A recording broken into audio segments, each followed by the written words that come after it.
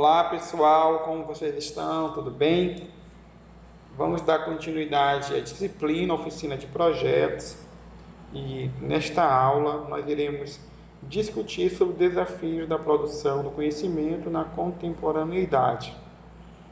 Estaremos dando ênfase ao aspecto da interdisciplinaridade entre as diversas áreas do conhecimento, entre os cientistas, entre as produções científicas, no sentido de pensarmos como tem ocorrido essa relação, se de forma fragmentada, cada especialista pesquisando, produzindo conhecimento na sua área, no seu setor de estudo, ou se já temos aí experiências, demandas, necessidades de uma interlocução, de uma relação mais próxima, mais íntima entre as áreas, os cientistas, os diversos pesquisadores.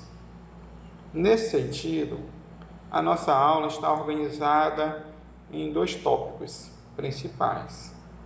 No primeiro tópico, nós iremos abordar sobre as fronteiras, das fronteiras às pontes, no sentido de pensarmos juntos sobre essa relação entre as diversas áreas do conhecimento, entre os cientistas de diversos campos do saber, como se relacionam, se ainda existem muitas barreiras na aproximação ou se a realidade atual vem exigindo uma aproximação e em quais campos, em quais setores já as pontes vêm se consolidando de forma mais apurada.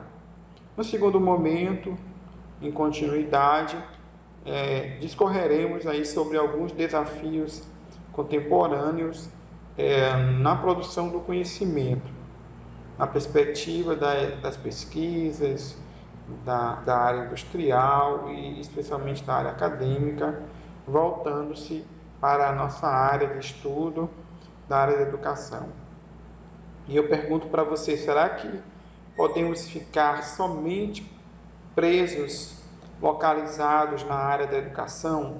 Será que o objeto de estudo, a nossa área, precisa dialogar, se aproximar mais, realizar interconexões com outras áreas ou não?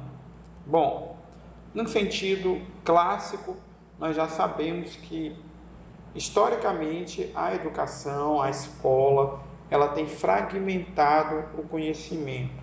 Pela alta especialização que a ciência vem percorrendo, vem desenvolvendo, nós começamos a nos subdividir em sub-áreas dentro da educação. E aqui nós temos uma charge na qual uma pessoa está sendo puxada pelos braços e as pernas e ele exclama: gente, vamos tentar fazer isso juntos, porque em um lado tem uma pessoa de português puxando, no outro geografia, no outro matemática, no outro história. E isso retrata muito bem em algumas situações das escolas. Em outro aspecto, nós temos aí uma imagem relativamente simples à nossa direita, uma planta apresentada em sua simplicidade, na sua expressão, no momento de uma certa totalidade, uma unidade, e nos dá a ideia de não fragmentação. Bom, nós temos que conversar inicialmente sobre as fronteiras, e as pontes em algumas áreas que já vêm ocorrendo. Nós temos aqui uma imagem ilustrativa de pessoas conversando sobre o mesmo objeto a partir de suas áreas de entendimento, mas de forma interconectadas. Contudo, nós temos um desafio que seria, para a realidade atual, equalizar essas especializações, altas especializações que os ramos do conhecimento têm desenvolvido e suas diversas fronteiras, como equalizar, como assegurar que o conhecimento continue avançando, aprimorando, sem que incentivamos ou continuamos fazendo uma perspectiva fragmentada do entendimento da realidade. Neste sentido, as inovações tecnológicas têm impulsionado várias conexões. Quando você, por exemplo, agora está assistindo esta videoaula, quais são as áreas do conhecimento, das ciências, das tecnologias que estão por trás desta videoaula? Será que somente eu, professor Paulo, é o responsável por esta aula? Ou será que eu tive um suporte pedagógico, um suporte de uma coordenação, um suporte tecnológico, um suporte de design? E para além disso, como essa tecnologia chegou até você, como a conexão chegou até você, como você se conecta, quais as áreas envolvidas. Então, as inovações tecnológicas forçam uma certa conexão entre as diversas áreas. E por isso se cria pontes entre os diversos setores da realidade. E isso precisa e demanda o nascimento nos diversos espaços institucionais e na nossa própria formação. Contudo, nós sabemos que inúmeros obstáculos, barreiras, elas se lançam nessa perspectiva de pensarmos uma unidade maior entre as áreas do conhecimento. Dentre esses obstáculos, nós destacamos as resistências institucionais e de confronto interpessoais, também da rigidez intelectual imposta por uma formação acadêmica altamente especializada. Vamos pensar aqui um contexto dentro da própria escola. Se você está se formando em pedagogia, vai ter a oportunidade, por exemplo, de orientar os professores do ensino médio, das diversas componentes curriculares.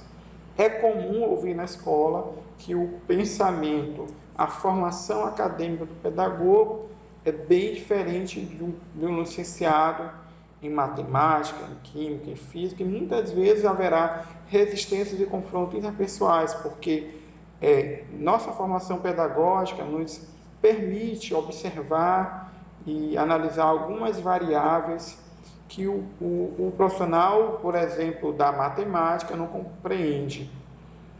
Em contrapartida, nós também da pedagogia não compreendemos de vários elementos inerentes à matemática. Com isso, é preciso diminuir as resistências pessoais, interpessoais e institucionais, contribuir para diminuir essa rigidez intelectual imposta na nossa formação, para que possamos estar receptivos ao conhecimento do outro. A mesma coisa, por exemplo, no atuar com a saúde emocional dos nossos alunos nesse período de pandemia e pós-pandemia, que nós, como profissionais da educação, não temos todo o conhecimento necessário para essa atuação. Precisamos estar abertos às diversas conexões entre as disciplinas. E aí precisamos romper fronteiras disciplinares para poder conseguir entender problemas do mundo contemporâneo. O mundo contemporâneo tem provado a necessidade de inter-relações e relações interdisciplinares entre as diversas áreas. E os programas de pós-graduação têm feito um movimento importante de reunir especialistas de diversas áreas, também incentivados pela própria CAPES, quando cria a área interdisciplinar, que busca aí encorajar as inovações pedagógicas que ultrapassam as fronteiras disciplinares e reforçar a sua legitimidade institucional. Então, os programas de pós-graduação, estricto sensu, mestrado e doutorado, já tem uma área específica que incentiva essas relações interdisciplinares. Os projetos industriais, contudo, foram os primeiros e arquitetônicos a mobilizar esses conhecimentos, porque eles requerem uma mobilização, uma conexão maior entre diversos especialistas. Pense comigo, a construção de um metrô. Quais as áreas envolvidas na construção de um metrô?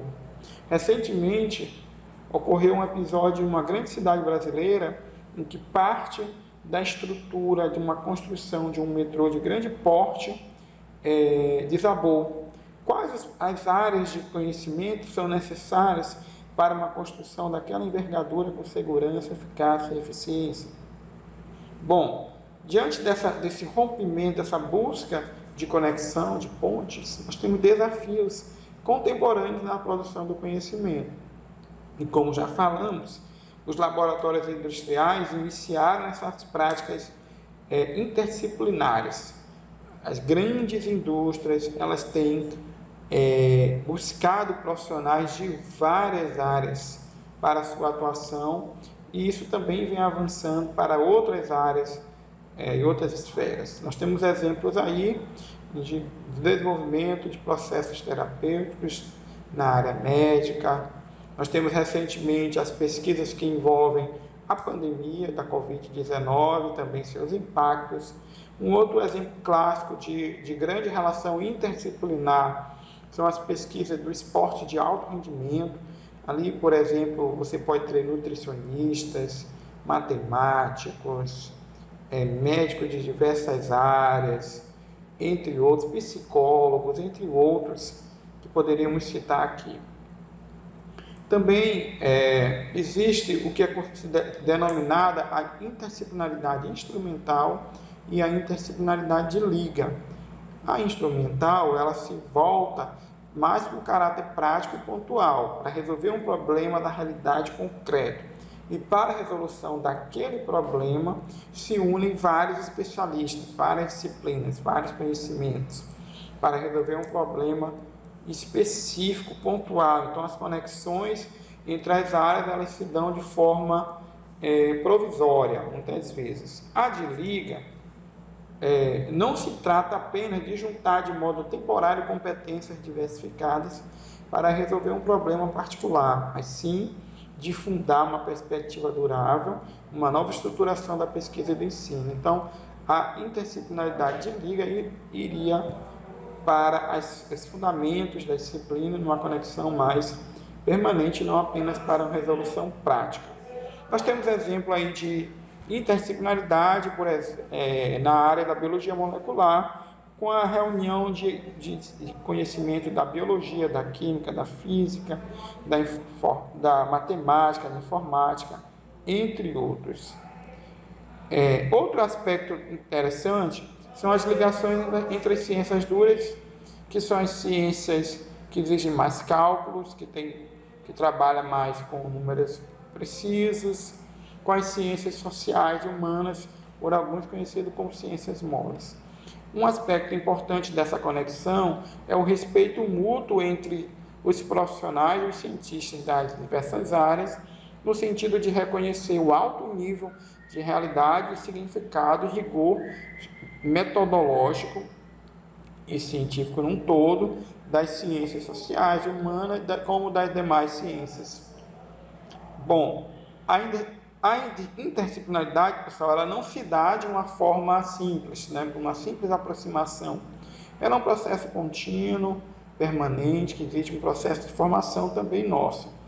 É comum que nossa formação, que ela é disciplinar, dificulte a comunicação, a troca, o compartilhamento de ideias e questões fora das margens do nosso conhecimento. Muitas vezes nós temos dificuldade de compreender a linha de raciocínio, a ideia, a expressão de comunicação de profissionais de outras áreas que não seja a nossa, por exemplo, a área da educação. Por isso é preciso um esforço metódico, um consentimento no sentido de desenvolver um espírito mais aberto a essas novas conexões em termos de pesquisa, em termos de vida. Para concluir nossa aula, deixo 2 desafios para vocês. 2 exemplos para se pesquisar na área da educação e na área da indústria.